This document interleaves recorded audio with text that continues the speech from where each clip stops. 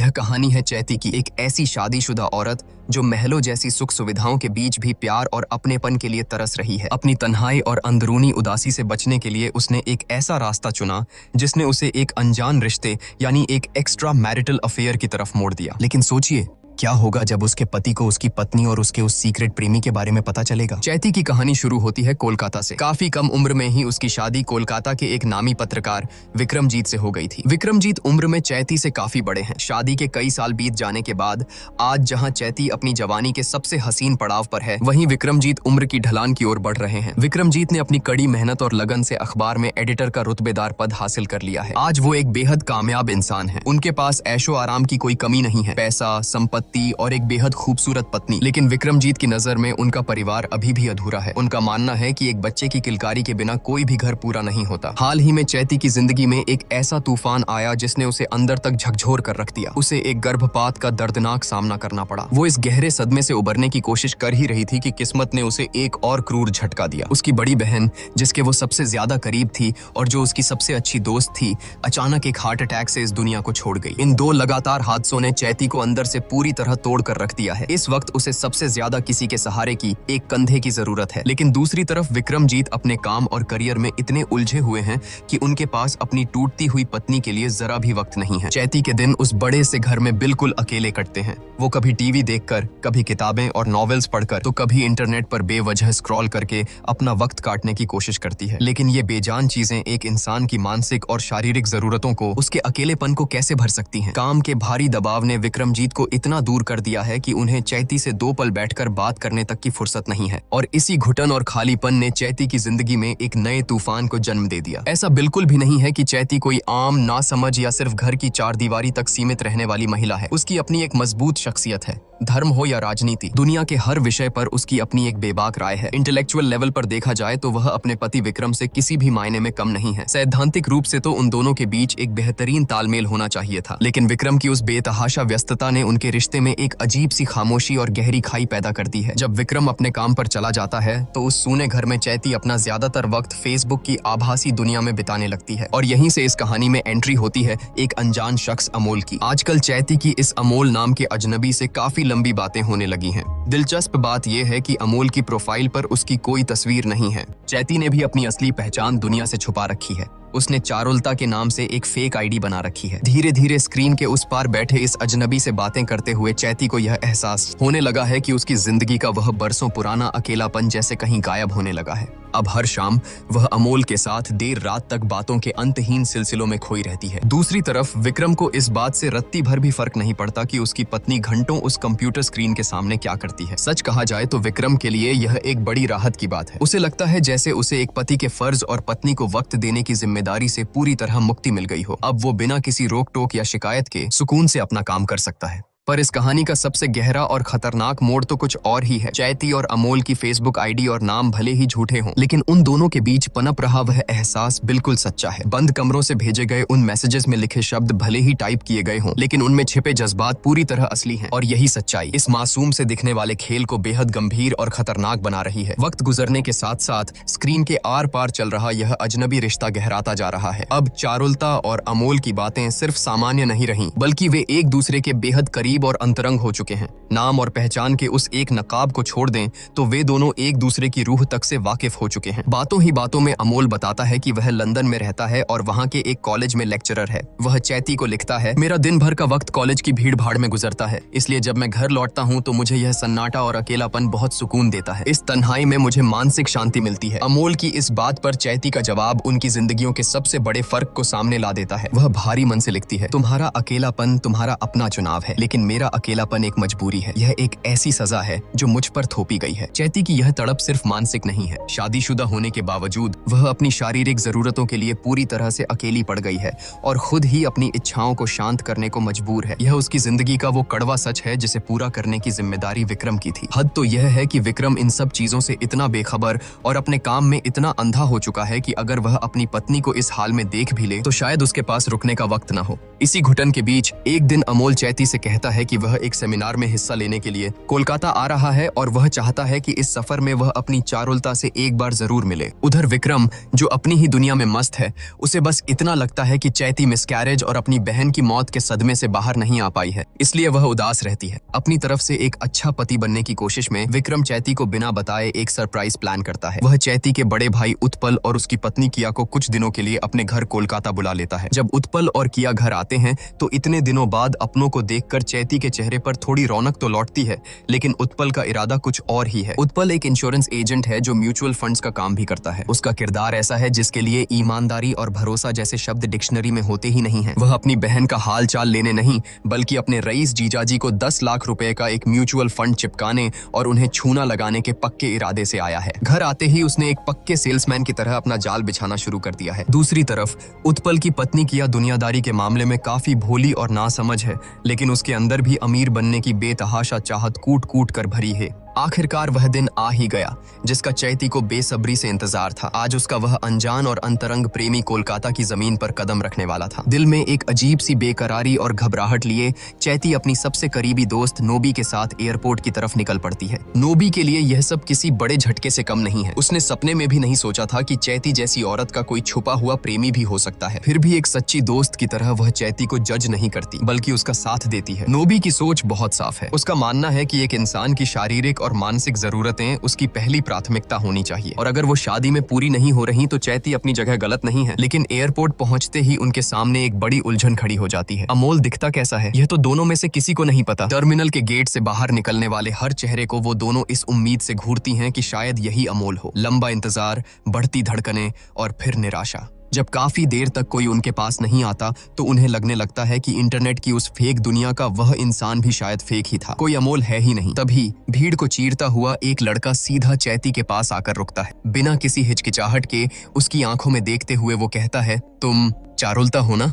चैती उसे देखकर सन्न रह जाती है। उसने एक कॉलेज लेक्चरर की जो छवि अपने दिमाग में बनाई थी, यह लड़का उससे बिल्कुल अलग था। वह बेहद यंग, हैंडसम और अट्रैक्टिव था। चैती ने तो बस उससे मिलने की सोची थी, लेकिन उस पल उस शख्स की कशिश और इतने महीनों की तड़प ने चैती के हर कंट्रोल को तोड़ दिया। वह खुद को रोक नहीं पाई और उस मुलाकात ने एक बेहद अंतरंग मोड़ ले लिया। लेकिन जैसे ही वो पल गुजरा और चैती अपने होश में वापस आई, उसे अपने ही वजूद से घिन आने लगी। एक धोखेबाज पत्नी होने का भारी गिल्ट उसे अंदर ही अंदर काटने लगा। वह गहरे पछतावे और बेचैनी के साथ अपने घर लौटती है। पर चैती को क्या पता था कि उसकी यह बेचैनी अभी खत्म नहीं हुई है, बल्कि असली तूफान तो अब उसके घर के दरवाजे तक पहुंच चुका है। घर पहुंचकर अपनी उस हरकत की यादों और थकान को मिटाने के लिए वह सीधा बाथरूम जाती है। नहा धोकर खुद को संभालते हुए जब वह बाहर हॉल में कदम रखती है तो उसके पैरों तले जमीन खिसक जाती है। उसका खून जैसे जम सा जाता है। सामने सोफे पर विक्रम के साथ वही अमोल बैठा था। इससे पहले कि चैती कुछ समझ पाती, विक्रम मुस्कुराते हुए उसका परिचय करवाता है। अमोल कोई अनजान इंटरनेट प्रेमी नहीं है। उसका असली नाम संजय है। वह विक्रम की मौसी का लड़का है जो लंदन से आया है। चैती आज से पहले संजय से कभी नहीं मिली थी, इसलिए वह उसे पहचानती नहीं थी। रिश्तों की इस खौफनाक पहेली का सच यह था कि जिसके साथ चैती ने अभी कुछ घंटों पहले सारी हदें पार की थीं, वह और कोई नहीं बल्कि उसका अपना देवर था। और सबसे डरावनी बात, वह पूरे एक हफ्ते तक उसी घर में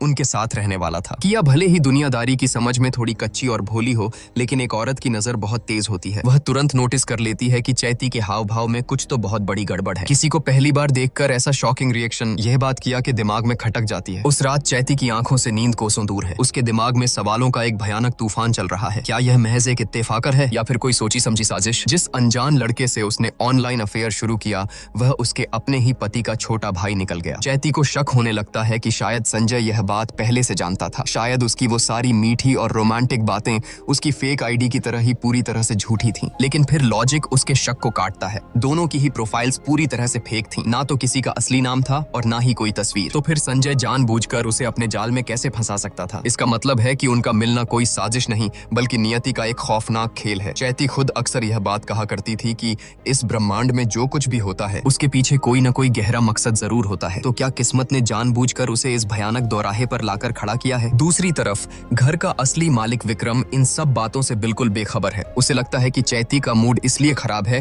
क्योंकि उसने बिना पूछे अपनी मौसी के बेटे को घर पर लाकर ठहरा दिया है। एक अच्छे पति की तरह विक्रम उसे सफाई देते हुए कहता है, देखो जब मैं छोटा था तो मौसी ने ही मुझे अपने पास रखकर पढ़ाया लिखाया था, मैं उनका कर्जदार हूँ। संजय इस शहर में किसी को नहीं जानता, इसलिए मैंने उसे यहाँ रुकने को कहा। बस एक हफ्ते की ही तो बात है। विक्रम क्या जाने कि चैती की इस घबराहट की असली वजह वो एक हफ्ता है जो अब उसके लिए किसी नर्क से कम नहीं होने वाला। इस घुटन भरे माहौल के बीच घर में एक अलग ही ड्रामा शुरू हो जाता है। संजय को गाने का बहुत शौक है। वो अक्सर हॉल में बैठकर अपनी सुरीली आवाज में गुनगुनाता रहता है। किया, जो वैसे भी अमीर और अट्रैक्टिव चीजों की तरफ जल्दी खिंच जाती है, संजय की इस चार्मिंग पर्सनैलिटी पर पूरी तरह से लट्टू हो चुकी है। वह उसके आगे पीछे घूमकर उसका बहुत ख्याल रखने लगी है। अपनी पत्नी को एक दूसरे आदमी पर ऐसे फिदा होते देख किया का शातिर और लालची पति उत्पल उस पर तंज कसता है। वह मजाक उड़ाते हुए अपनी पत्नी से कहता है, सुनो, उस पर इतनी मेहनत करना और डोरे डालना बिल्कुल बेकार है। वो तेरे टाइप का नहीं है। अपना टाइम और इन्वेस्टमेंट हमेशा वहाँ लगाओ जहाँ से कम 5 गुना रिटर्न मिले। इस पर मेहनत करने से तुझे कोई फायदा नहीं होने वाला। अगले दिन भी चैती का बर्ताव संजय के लिए बर्फ जैसा सर्द और सख्त रहता है। उसकी आंखों और बातों से बस एक ही संदेश झलक रहा है, संजय किसी भी तरह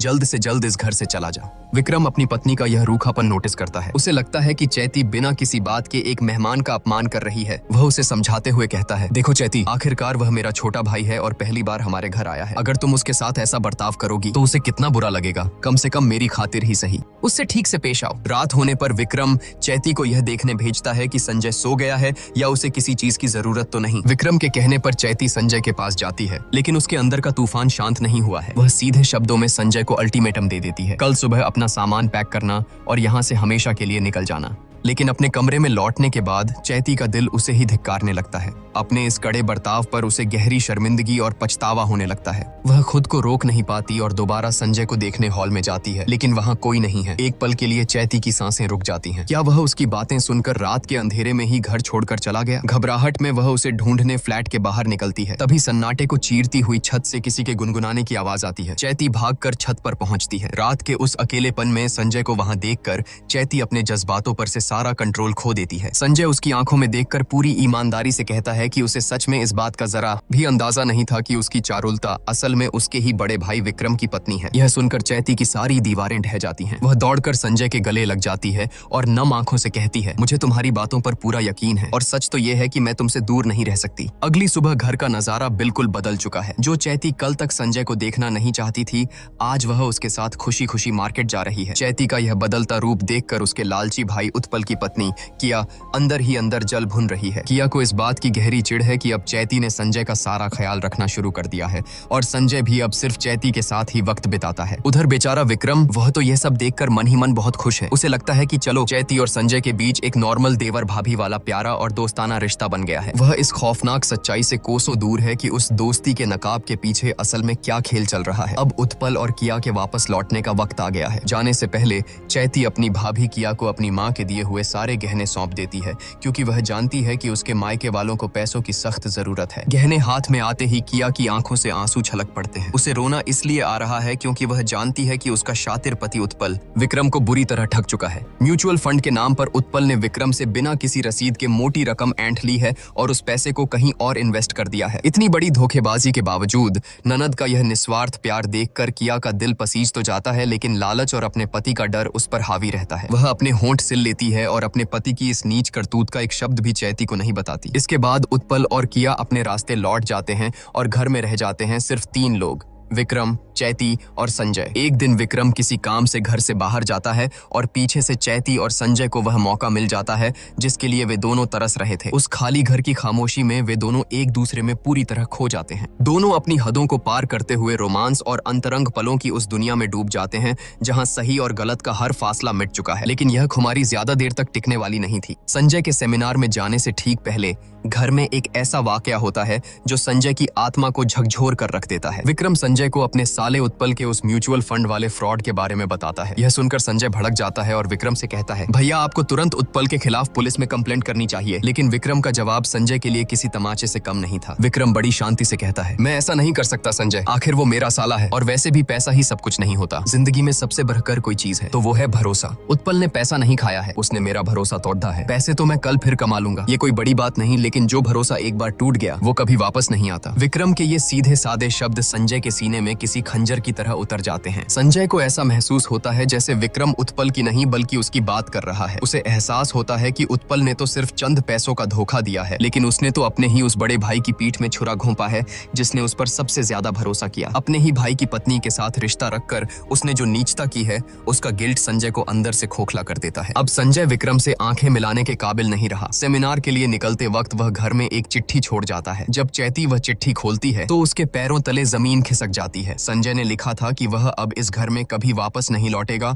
और सेमिनार खत्म होते ही सीधा लंदन की फ्लाइट पकड़ लेगा। चैती वहीं टूटकर बिखर जाती है। हालांकि उसे हमेशा से पता था कि इस नाजायज रिश्ते का अंत एक न एक दिन ऐसे ही होगा, लेकिन उसे यह उम्मीद बिल्कुल नहीं थी कि संजय उसे बिना आखिरी अलविदा कहे इस तरह हमेशा के लिए छोड़ जाएगा। संजय के जाने के बाद चैती की जिंदगी एक बार फिर उसी घुटन और खालीपन में कैद हो जाती है। लेकिन नियति को अभी एक और बड़ा खेल खेलना था। संजय के जाने के कुछ ही दिन बाद अचानक विक्रम को एक दिल का दौरा पड़ता है। हालांकि अस्पताल में उसकी हालत स्थिर हो जाती है और वो बच जाता है, लेकिन मौत को इतने करीब से देखने के बाद विक्रम पूरी तरह से बदल जाता है। उसे जिंदगी का सबसे बड़ा सबक मिल चुका है। जिंदगी सिर्फ एक पल है, अगले पल का कोई भरोसा नहीं। इसलिए जीने के लिए काम करो, न कि सिर्फ काम करने के लिए जियो। अस्पताल से लौटकर विक्रम एक बदला हुआ इंसान बन जाता है। वह अब काम से ज्यादा चैती को वक्त देने लगता है। एक दिन वह चैती को लेकर एक शांत खाली समंदर के किनारे पर जाता है। वहाँ विक्रम चैती को अपनी बाहों में भरकर टूटकर प्यार करता है। विक्रम के अंदर का यह जुनून, यह पागलपन चैती ने अपनी पूरी शादीशुदा जिंदगी में पहले कभी नहीं देखा था। कुछ दिन और बीतते हैं और फिर चैती की जिंदगी में वह तूफान आता है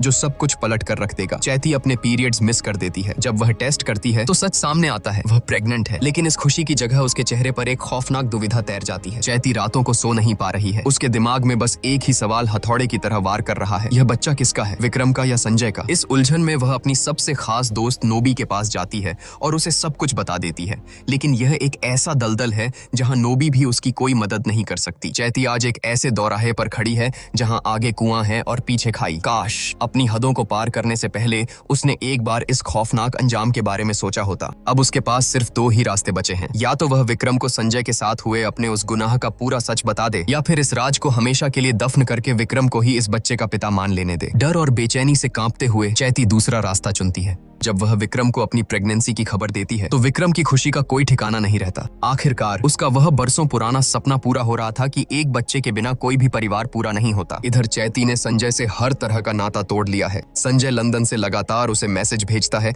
अपने प्यार का इजहार करता है, उन बिताए हुए हसीन पलों की याद दिलाता है, लेकिन चैती अब उसके किसी भी मैसेज का जवाब नहीं देती। इन सब बातों का अब उसके लिए कोई मोल नहीं रह गया है। तभी एक दिन विक्रम उसे एक ऐसी खबर सुनाता है जिससे चैती को लगता है कि अब उसका वो अतीत हमेशा के लिए दफन हो गया। विक्रम बताता है कि संजय ने लंदन में अपनी ही कॉलेज की एक म्यूजिक टीचर से शादी कर ली है। चैती चैन की सांस लेती है कि चलो अब वह अफेयर और वो राज हमेशा के लिए खत्म हुआ। लेकिन डेस्टिनी को कुछ और ही मंजूर था। सच कभी दफन नहीं होता, वो बस सही वक्त का इंतजार करता है। एक दिन विक्रम किसी जरूरी काम से चैती का लैपटॉप खोलता है। तभी उसकी नजर फेसबुक पर खुली रह गई एक चैट पर पड़ती है। वो अमोल नाम के शख्स के भेजे गए मैसेज थे जिनमें प्यार, हवस और उन दोनों के बीच गुजरे अंतरंग पलों की एक एक गंदी और खौफनाक सच्चाई लिखी थी। मैसेज पढ़ते ही विक्रम का दिमाग सुन्न पड़ जाता है। उसके पैरों तले जमीन ही नहीं खिसकती बल्कि उसकी पूरी दुनिया ही उजड़ जाती है। उसका गुस्सा 7वें आसमान पर पहुंच जाता है। वह अपना आपा पूरी तरह खो बैठता है और एक पागल इंसान की तरह चैती पर टूट पड़ता है। वह चैती की गर्दन दबोच लेता है जैसे आज उसका गला घोंटकर उसे जान से ही मार डालेगा। लाल और खौफनाक आंखों से विक्रम चीखते हुए पूछता है, सच बता, इस बच्चे का असली पिता कौन है? चैती अपनी उखदहती सांसों के बीच रोते हुए कसम खाकर कहती है, यह बच्चा तुम्हारा ही है। विक्रम का गुस्सा अभी शांत नहीं हुआ था। वह गरजता है, तो फिर कौन है ये अमोल? जवाब दे। चैती की आंखों से आंसुओं का सैलाब बह निकलता है। वह विक्रम की आंखों में देखती है और एक ऐसा जवाब देती है जो विक्रम को अंदर तक चीर कर रख देता है। अगर जानना चाहते हो कि अमोल कौन है तो जाकर चारुलता से पूछो, उस चारुलता से जिसे मैंने तब बनाया था जब इस बड़े से घर में मैं घुट घुट कर मर रही थी, जब मैं अकेलेपन से पागल हो रही थी और मुझे एक साथी की, तुम्हारे थोड़े से वक्त की जरूरत थी। तब तुमने मुझे अकेला छोड़ दिया था और उसी तन्हाई ने चारुलता को जन्म दिया। चैती के ये शब्द विक्रम के लिए किसी तमाचे से कम नहीं थे। विक्रम के हाथ चैती की गर्दन से छूट जाते हैं। उसे अचानक अपनी गलती का एहसास होता है। वह समझ जाता है कि इस विश्वासघात में सिर्फ चैती ही मुजरिम नहीं है बल्कि वह खुद भी इसका बराबर का दोषी है। अगर उसने अपने काम के पीछे भागने के बजाय अपनी पत्नी को थोड़ा सा भी वक्त दिया होता तो चारुलता कभी पैदा ही नहीं होती। इतने बड़े धोखे और ऑनलाइन अफेयर के बावजूद विक्रम चैती को एक और मौका देने का फैसला करता है क्योंकि वह जानता है कि इस रिश्ते को यहाँ तक पहुँचाने में उसके खुद के भी हाथ रंगे हैं। विक्रम को अब भी उम्मीद है कि अंत में सब कुछ ठीक हो जाएगा। आखिर उसने खुद ही तो एक बार कहा था, जब तक उम्मीद है तब तक कुछ भी खत्म नहीं होता। जिस दिन इंसान उम्मीद छोड़ देता है उस दिन सब कुछ खत्म हो जाता है।